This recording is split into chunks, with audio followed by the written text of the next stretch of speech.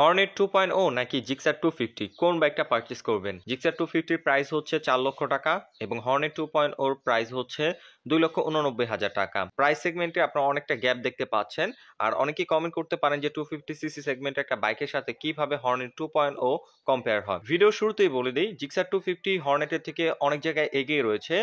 But আপনারা যদি price segment চিন্তা করেন এবং বাইক দুটার ফিচার চিন্তা করেন, তাহলে দেখবেন যে আবার হর্নেট 2.0 জিক্সারের থেকে অনেক দিক থেকে এগিয়ে রয়েছে। তো আজকের ভিডিওতে বাইক দুটার সাইড বাই সাইড কম্পেয়ার করব, জানার চেষ্টা করব কোনটা পারচেস করলে বেস্ট হবে 2025 এ এসে এবং আপনার জন্য কোনটা পারচেস করা উচিত। সো যারা চিন্তা করতেছেন ভালো লুকসের একটা বাইক কিনবেন যেটার ইঞ্জিন পারফরম্যান্স ভালো হবে, কন্ট্রোলিং কমফোর্টনেস ভালো হবে, এবং অনেকেই কনফিউজ যে হর্নেট 2.0 কিনবো নাকি জিক্সার 250 কিনবো। সো স্পেশালি তাদের জন্য আজকের ভিডিওটা। আজকের ভিডিওতে সাইড বাই সাইড কম্পেয়ার করে জানাবো কোনটা কিনলে বেস্ট হবে এবং আমি পার্সোনালি যদি কিনি তাহলে কোনটা কিনবো সেই সম্পর্কে আজকের ভিডিওতে ধারণা দিব। তো অবশ্যই ভিডিওটি প্রথম থেকে শেষ পর্যন্ত কন্টিনিউ করুন। আমি রয়েছি আপনাদের সাথে, আরাফাত কবির, স্বরূপ। আপনারা দেখছেন বঙ্গ বাইকার। আর বেশি কথা না বাড়িয়ে চলুন মূল ভিডিও শুরু করা যাক। তার আগে বলে নেই, আপনি যদি আমাদের চ্যানেলে নতুন দর্শক হয়ে থাকেন তাহলে অবশ্যই আমাদের চ্যানেলটি এখনই সাবস্ক্রাইব করুন এবং পাশে আসা বেল আইকনটি প্রেস করে দিন। এবং অলরেডি যারা সাবস্ক্রাইব করে ফেলেছেন তাদেরকে থ্যাংক ইউ সো মাচ।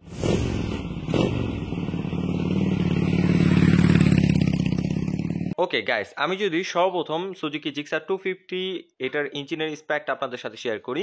এটার মধ্যে ব্যবহার করা হয়েছে 249 CC 4 stroke single cylinder oil কুল SOHC ইঞ্জিন, যার থেকে ম্যাক্সিমাম পাওয়ার প্রডিউস হয় 26.5 PS 9300 RPM আর ম্যাক্সিমাম টর্ক প্রডিউস হয় 20.2 নিউটন মিটার 7300 RPM। এটার মধ্যে আপনারা অয়েল কুলিং সিস্টেমটা পেয়ে যাচ্ছেন। আর হর্নেট 2.0 বাইকে আপনারা পেয়ে যাচ্ছেন 184.40 CC 4 stroke single cylinder air cool FI engine. জিক্সারও আপনার FI পেয়ে যাচ্ছেন এবং হর্নেটও আপনার FI পেয়ে যাচ্ছেন, বাট এটার মধ্যে এয়ার কুলিং সিস্টেম রয়েছে। আর পাওয়ার টর্কের দিক থেকেও হর্নেট 2.0 একটু পিছিয়ে রয়েছে। যেমন ম্যাক্সিমাম পাওয়ার প্রডিউস হয় 17.2 bhp 8500 rpm আর ম্যাক্সিমাম টর্ক প্রডিউস হয় 15.9 newton meter 6000 rpm। So power টর্কের দিক থেকে চিন্তা করলে জিক্সারটা অনেক এগিয়ে রয়েছে এবং টোটাল রেসপন্স রেডি পিকআপ অবশ্যই জিক্সারেরটা বেটার পাবেন। সো ইঞ্জিন নিয়ে কম্পেয়ার করার পর অবশ্যই জিক্সার 250টা হর্নেটের থেকে এগিয়ে থাকবে। তবে হর্নেটের সেগমেন্টে বা হর্নেটের জায়গায় বেস্ট পারফরমেন্স দিচ্ছে। ওইটার ইঞ্জিন পারফরমেন্স আপনারা খুবই ভালো পাবেন, লং টাইম রাইড করতে পারবেন, কোনো সমস্যা হবে না এবং টোটাল রেসপন্স রেডি পিকআপ ওই সেগমেন্ট চিন্তা করলে বেস্ট পাবেন। তবে কম্পেয়ার করলে জিক্সারের সাথে অবশ্যই জিক্সারটা এগিয়ে রয়েছে। ব্রেকিং নিয়ে যদি কথা বলি, হর্নেট 2.0 তে আপনারা পাচ্ছেন সিঙ্গেল চ্যানেল ABS, ফ্রন্টে আপনারা পাচ্ছেন 276 মিলিমিটার ডিস্ক, রেয়ারে পাচ্ছেন 220 মিলিমিটার ডিস্ক। রেয়ারে কোনো প্রকার ABS এর সেন্সর পাচ্ছেন না, বাট ফ্রন্টে আপনারা সিঙ্গেল চ্যানেল ABS পেয়ে যাচ্ছেন। আর সুজুকি জিক্সার 250 তে আপনার ডুয়েল চ্যানেল ABS রয়েছে। আপনার ফ্রন্টে 300 ডিস্ক রয়েছে, রেয়ারে রয়েছে 220 millimetre disc brake. So breaking নিয়ে কম্পেয়ার করলেও জিক্সারটা এগিয়ে রয়েছে এবং দুটো বাইকের ব্রেকিং কন্ট্রোলে আপনারা যথেষ্ট ভালো পাচ্ছেন। যেহেতু জিক্সার 250 এর পাওয়ারফুল ইঞ্জিন, সো এই কারণে এটা ব্রেকিংটা আরো বেটার করার চেষ্টা করছে সুজুকি। আর হর্নেট 2.0 তে আপনারা সিঙ্গেল চ্যানেল ABS পাচ্ছেন, যথেষ্ট ভালো ব্রেকিং কন্ট্রোল আপনারা পেয়ে যাবেন হর্নেট 2.0 থেকেও। টায়ার নিয়ে যদি কথা বলি, দুটো বাইকের ফ্রন্টের টায়ার সেম টু সেম রাখা হয়েছে। 110 সেকশনের টিউবলেস টায়ার পেয়ে যাচ্ছেন দুটো বাইকেই। হর্নেটও 110 সেকশনের টায়ার, জিক্সারও 110 সেকশনের টায়ার, বাট জিক্সারের রেয়ার টায়ারটা ওয়াইড 150 সেকশনের টিউবলেস টায়ার রাখা হয়েছে। আর হর্নেট 2.0 তে পেয়ে যাচ্ছেন 140 সেকশনের টিউবলেস টায়ার। সো টায়ারের ক্ষেত্রে ফ্রন্টেরটা দুটো বাইকেরই same to same, but rear টায়ারের ক্ষেত্রে যদি কম্পেয়ার করেন তাহলে দেখবেন যে জিক্সারেরটা বেশি ওয়াইড রাখা হয়েছে। টায়ার গ্রিপ আপনার দুটো বাইকেরই ভালো পেয়ে যাচ্ছেন, এখানে কেউ কারো থেকে কম না, বাট রেয়ার টায়ারটা যেহেতু জিক্সারের ওয়াইড, সো এই দিক থেকেও জিক্সার 250টা এগিয়ে রয়েছে। সাসপেনশন নিয়ে যদি কম্পেয়ার করি, হর্নেট 2.0 তে আপনারা পাচ্ছেন আপস অ্যান্ড ডাউন সাসপেনশন। সাসপেনশনের ক্ষেত্রে হর্নেট 2.0 এগিয়ে থাকবে, কারণ ফ্রন্টে আপনারা আপস অ্যান্ড ডাউন সাসপেনশন পাচ্ছেন এবং রেয়ারে পেয়ে যাচ্ছেন মনোশক সাসপেনশন। দুটো সাসপেনশনের ফিডব্যাক খুবই পজিটিভ রিভিউ আসছে, আপনারা চাইলে ইউটিউবে দেখে নিতে পারেন। আর যেহেতু এটা আপস অ্যান্ড ডাউন সাসপেনশন, অবশ্যই টেলিস্কোপিক সাসপেনশনের থেকে বেটার ফিডব্যাক পাবেন। আর জিক্সার 250 তে আপনারা পেয়ে যাচ্ছেন ফ্রন্টে টেলিস্কোপিক সাসপেনশন, রেয়ারে মনোশক সাসপেনশন। যেহেতু জিক্সারের প্রাইসটা বেশি 4 লক্ষ টাকা, সো আমার কাছে পার্সোনালি মনে হয় যে জিক্সারে অবশ্যই আপস অ্যান্ড ডাউন সাসপেনশনটা দেওয়া উচিত ছিল। সাসপেনশন নিয়ে কম্পেয়ার করলে অবশ্যই হোন্ডা হর্নেট 2.0 জিক্সার 250 থেকে এগিয়ে রয়েছে।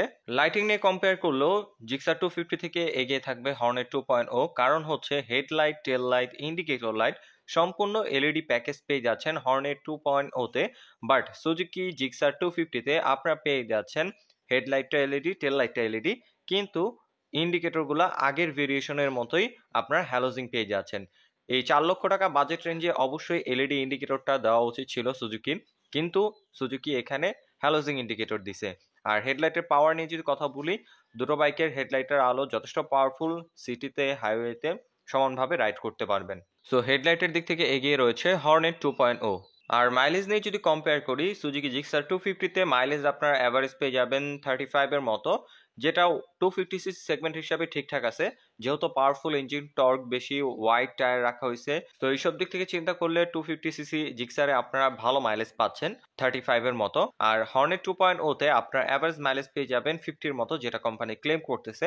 মাইলেজের দিক থেকে যার যার জায়গায় শেষে বেস্ট। হর্নেট 2.0 তে আপনার 50 কিলোমিটার পেয়ে যাচ্ছেন, আর জিক্সার আপনারা 35 কিলোমিটার অ্যাভারেজ পেয়ে যাচ্ছেন। জিক্সারের মাইলেজটা যে খারাপ তা না, সেগমেন্ট হিসাবে মাইলেজ যথেষ্ট ভালো পেয়ে যাচ্ছেন।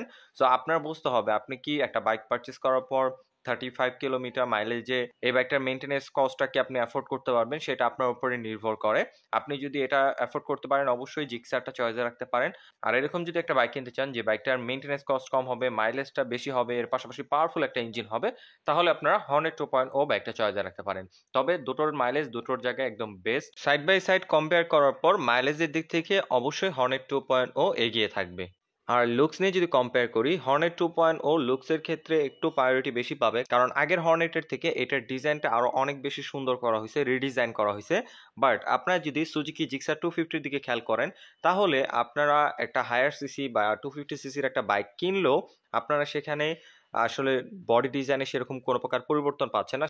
তবে হ্যাঁ, সুজুকি জিক্সার 250 যে ডিজাইনটা দেখতে পাচ্ছেন, এই ডিজাইনটা আসলে আগে লঞ্চ করা হয়েছে, পরে বাংলাদেশের জন্য 155 সিসি সেগমেন্টের ওই জিক্সার গুলা লঞ্চ করা হয়েছিল, যেহেতু বাংলাদেশে হায়ার সিসি বাইক পারমিট পেতো না। সো এই কারণেই ডিজাইনটা আর কি চেঞ্জ করা সম্ভব হয় নাই মেবি সুজুকি। সো 155 সিসি সেগমেন্টের একটা বাইক এবং 250 সিসির একটা বাইক একদম সেম টু সেম দেখা যায়। সো এই জিনিসটা আমার কাছে পার্সোনালি জানি কি এমন লাগে। আপনার কি মতামত অবশ্যই কমেন্ট করে জানিয়ে দিবেন ডিজাইন নিয়ে, লুকস নিয়ে।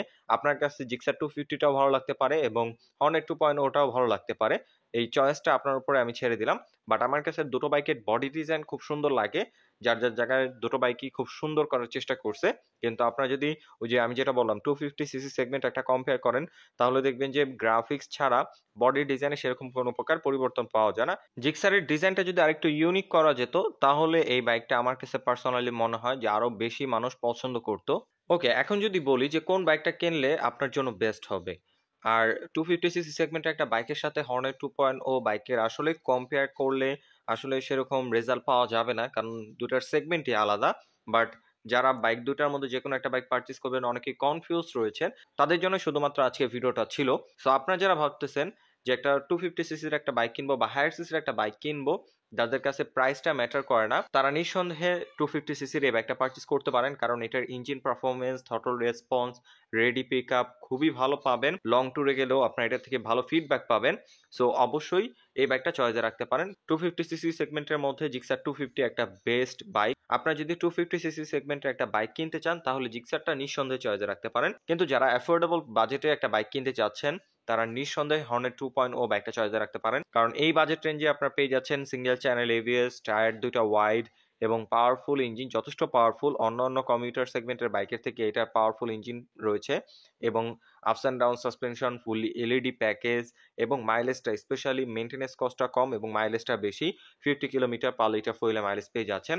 সো এইসব দিক থেকে চিন্তা করলে আমার কাছে পার্সোনালি মনে হয় ভ্যালু ফর মানি, যেটা আমরা যারা চাচ্ছি যে অ্যাফোর্ডেবল প্রাইসে একটা বেস্ট বাইক কিনতে, তারা এই বাইকটা চয়েসে রাখতে পারেন। আর যারা আর কি চাচ্ছেন যে একটা হায়ার সিসি বাইক কিনবো, 250 সিসি সেগমেন্টে একটা বাইক কিনবো, তারা নিঃসন্দেহে জিক্সারটা চয়েসে রাখতে পারেন। জিক্সারটার প্রাইস যেমন 4 লক্ষ টাকা, ওটার মধ্যে ফিচারও সেরকম রয়েছে। পাওয়ারফুল ইঞ্জিন পাচ্ছেন, ডাবল চ্যানেল এবিএস রয়েছে, বড় সাইজের দুটো ডিস্ক রয়েছে।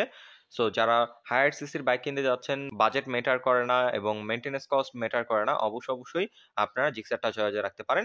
সো আই হোপ আজকের ভিডিওতে দুটো বাইকের কম্পেয়ার করতে পেরেছি, সাইড বাই সাইড জানাতে পেরেছি কোনটা কার জন্য বেস্ট হবে। সো যদি ভিডিওটা ভালো লেগে থাকে, তাহলে অবশ্যই ভিডিওতে একটি লাইক দিন। পরবর্তীতে কিনে ভিডিও দেখতে চান, তার জন্য অবশ্যই কমেন্ট করুন এবং আমাদের চ্যানেলে নতুন দর্শক হয়ে থাকলে অবশ্যই আমাদের চ্যানেলটি এখনই সাবস্ক্রাইব করুন। আজকের মতো এখানে বিদায় নিচ্ছি, দেখা হবে নতুন কোনো ভিডিওতে। সে পর্যন্ত সবাই ভালো থাকুন, সুস্থ থাকুন। আসসালামু আলাইকুম।